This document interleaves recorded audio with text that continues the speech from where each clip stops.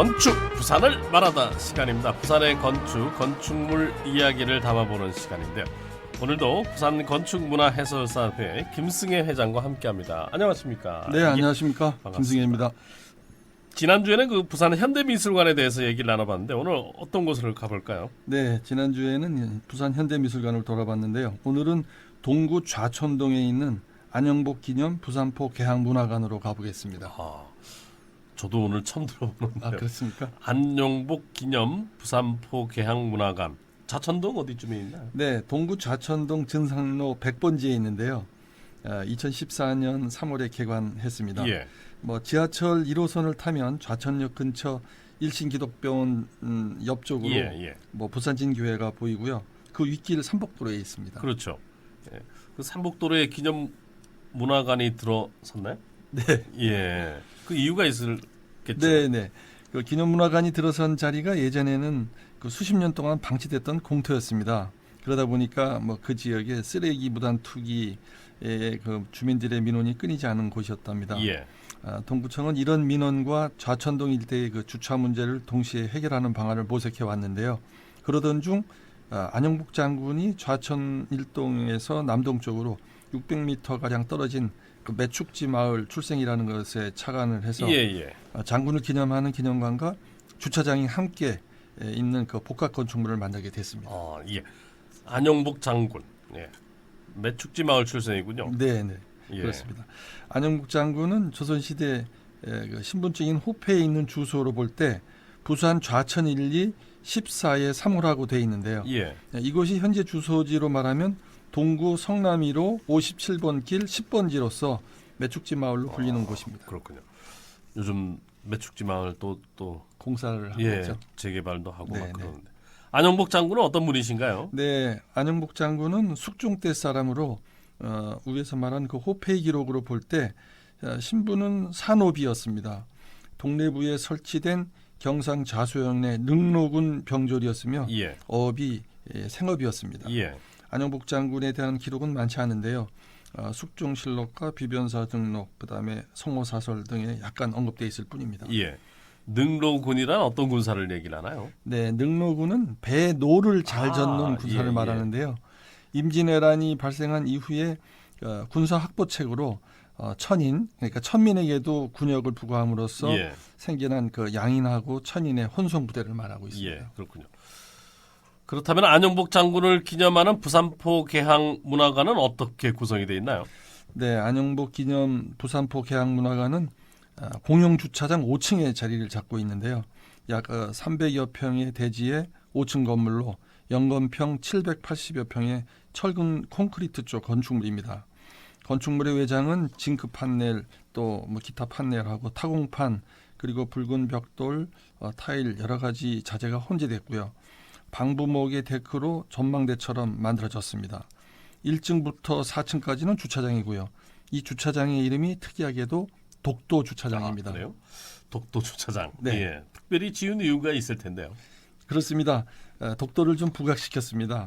5층 기념문화관 입구로 바로 들어서면 부산포에 대한 설명이 벽면에 적혀 있고요. 부산에 대한 지명의 유래부터 부산포 개항 역사까지 알아볼 수 있습니다. 이곳 기념문화관에는 안영복 장군의 모습을 새긴 부조와 호패가 있고요. 장군의 1차, 2차 그 일본 출정을 증명하는 문서가 전시되어 있습니다.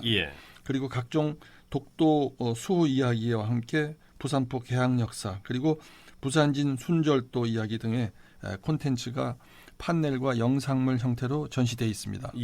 그리고 이제 별도 공간에 안영복 장군 일행이 일본으로 타고 갔던 모형의 배인 그 도일선이 별도로 만들어져서 전시되고 있습니다.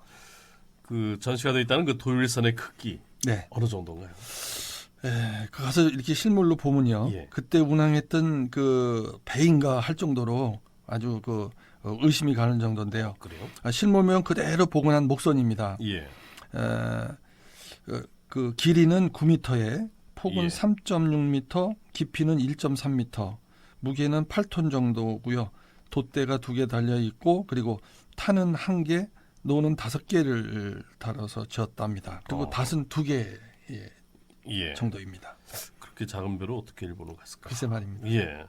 근데 두 차례나 일본에 안영복 장군은 왜 갔나요? 네, 안영복 장군이 1693년에 어머니가 울산에 사셔서 울산으로 어머니를 뵈러 가게 되는데요.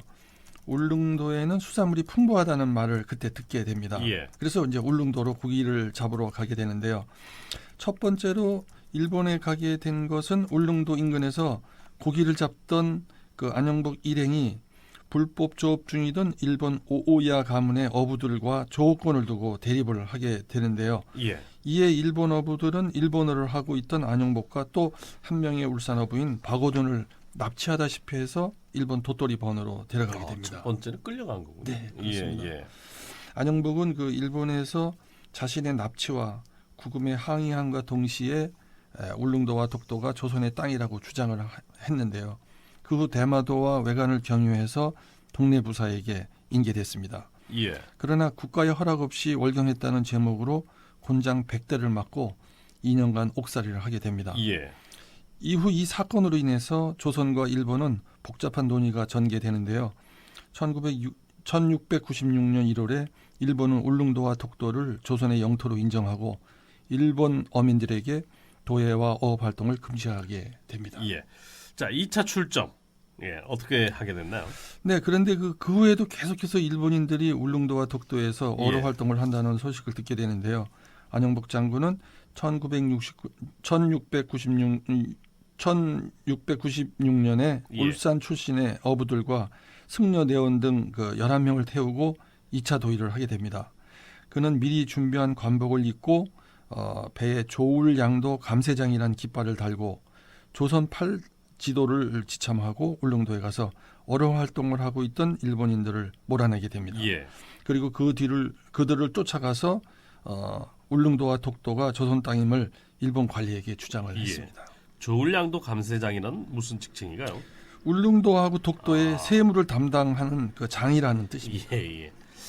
근데 그 안영복 장군이 그 산업이라고 앞서 말씀하시지 않았나요? 예. 안영복 장군이 관리를 사청했던 것입니다. 어쨌든 이듬해 그 일본 에도 막부는 대마도주를 통해서 공식적으로 자신들의 잘못을 인정하고 일본인의 울릉도 침입 및 그 월경을 금지시켰다고 통보해 왔습니다. 그렇군요. 근데 안영복 장군이 왜 일본말을 이렇게 잘할 수 있었나요? 네, 장군은 그 조선 수군인 경상 좌수영 부대 병사로 근무했는데요. 당시 그 부산의 주재 중인 외관을 자주 왕래를 했습니다. 그러면서 일본인과 대화를 많이 했기 때문에 일본말을 일찍 배울 수가 있었습니다. 그 능통한 일본어 때문에 통역도 맡은 적이 있는 것으로 알려졌습니다. 근데 장군이라고 불리는데요. 네. 조선시대 하면 신문제가 상당히 엄격했지 않았습니까? 그렇습니다. 어떻게 불렸나요? 그 울릉도하고 독도 수호에 큰 업적을 세워서 고 박정희 대통령이 장군의 칭호를 내렸는데요. 그런가요? 결국은 그 후세 사람들에 의해서 그의 공적이 인정되면서 추앙하는 사람도 늘어나기 시작했습니다.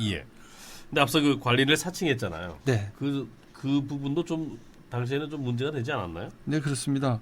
그 일개 평민으로 무단 출국과 국가의 관직자를 사칭한 점 등이 크게 문제돼서 사형은 면했지만 유배형에 처해졌는데요. 안영복이 유배 때의 나이가 40이었답니다.